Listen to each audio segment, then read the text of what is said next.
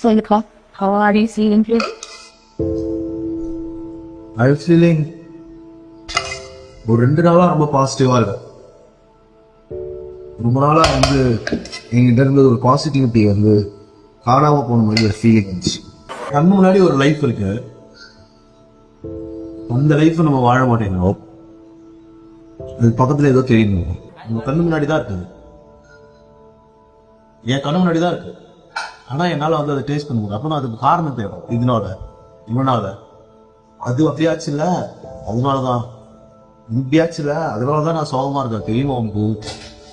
நம்ம சோகம்லாம் நம்ம உடம்புல வலியா மாறுது. அப்போ நம்ம சோகப்படுத்துகிற விஷயங்கள்ல இருந்து நம்ம வெளியே ஆக வேண்டியது.